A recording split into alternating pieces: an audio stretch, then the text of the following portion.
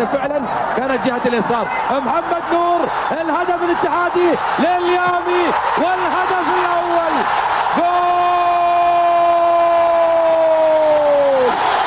طائر الاتحاد الحسن اليامي سجلها في الدقيقة 10 من شوط المباراة الأول.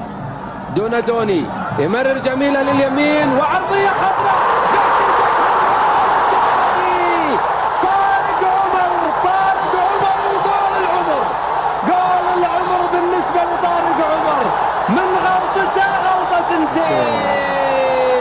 السؤال الذي يجب ان يطرح الان ماذا ادى خالد جاوزي حتى الان؟ حلوه من اليامي وتسديده واتجاه المرمى يا ولد يا يامي حلوه في قائم المرمى الاهلاوي.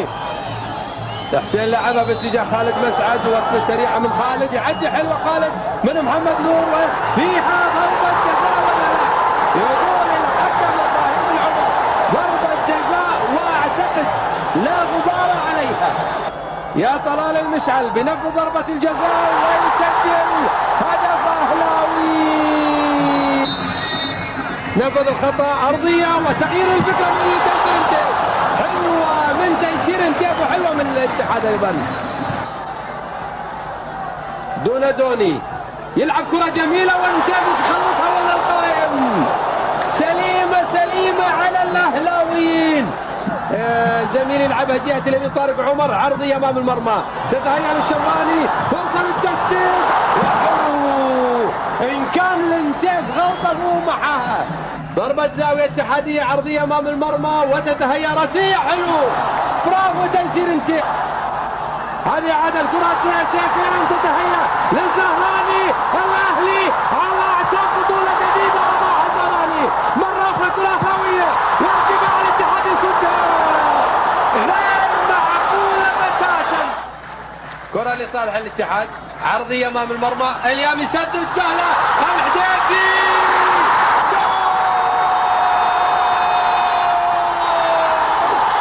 جول من الحديثي. الاتحاد يمتلك الكأس وبطلا لكأس دوري خادم الحرمين الشريفين. اتحادي حمزة إدريس مرزوق العتيبي حسين الصادق علي سهيل خالد المولد أحمد خريش سامي شاص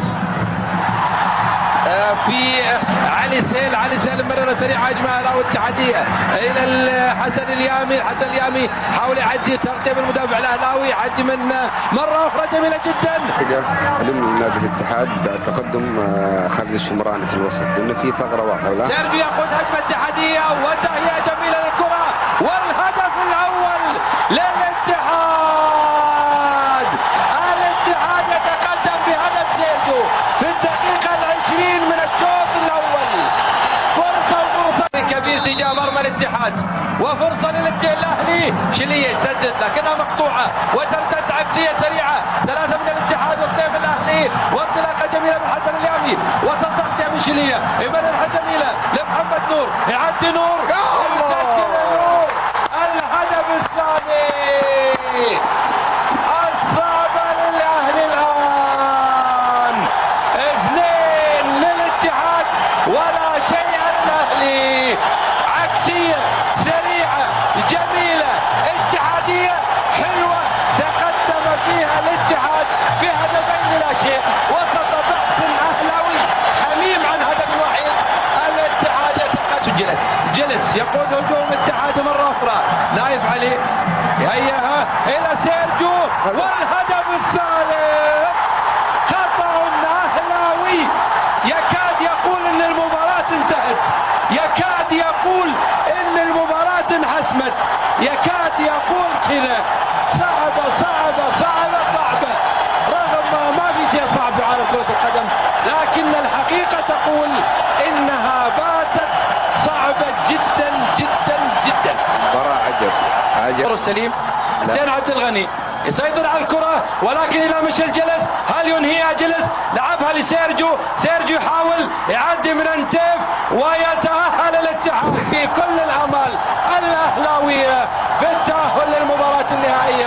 حظا أوفرا للأهلي. هارد لك يا أهلي 51 نقطة ذهبت بالنسبة للأهلي لم تقدم ولم تؤخر وليتقدم